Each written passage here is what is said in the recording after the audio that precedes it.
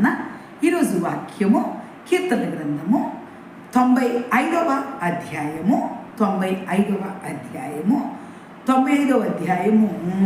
7వ వచనం. రండి నమస్కారం చేసి సాగిలపడతాము. ఎవరికండి నమస్కారం చేసేది? దేవాతి దేవునికి, ఆకాశ మహాకాశాల పట్టజాలని తండ్రికి, కోటాను కోట్ల దేవదూతలతో స్తుతించబడుతున్న నీ తండ్రికి, మహోన్నతుని నీ తండ్రికే, కెరూబులతో శరాబులతో కొనియాడబడుతున్న నీ తండ్రికే, నిత్యము స్తుతించాల్సిన ఆరాధించాల్సిన తండ్రికి సాగిలపడి నమస్కారం చేద్దాం. దేవుని నామానికి మహిమ కలుగును గాక. దేవునికి స్తోత్రాలు చెప్పడం ఎక్కడైనా కనపడదు.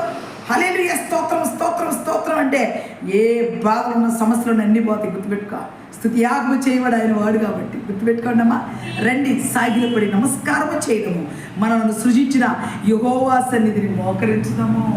ఒక్కడ మోకాళ్ళు వేసి ప్రార్థన చేసేవాడు కనపడుతుంది. మోకాళ్ళ ప్రార్థన అంటే అసలు ప్రార్థన కొంతమంది ఎక్కడో ఒకలే చేస్తున్నారు.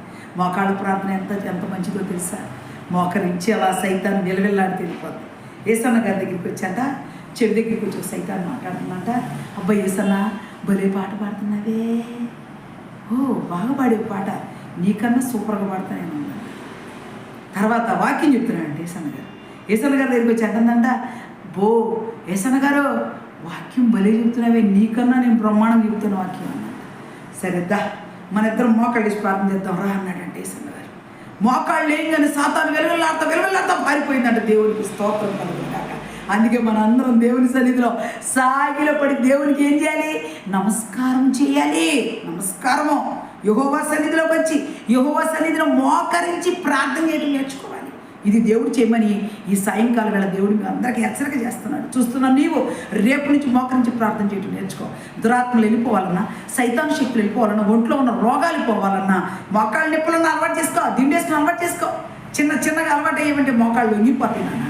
వంగిపోతే మోకాళ్ళు నీ సమస్యలన్నీ పోయినట్టే, నీ బాధలన్నీ పోయినట్టే, నీకున్న వేదనలో దిగుళ్ళు అన్నీ పోయి చక్కగా ఉంటావని తెలియజేస్తున్నా. మాటలు ముగిస్తున్నా.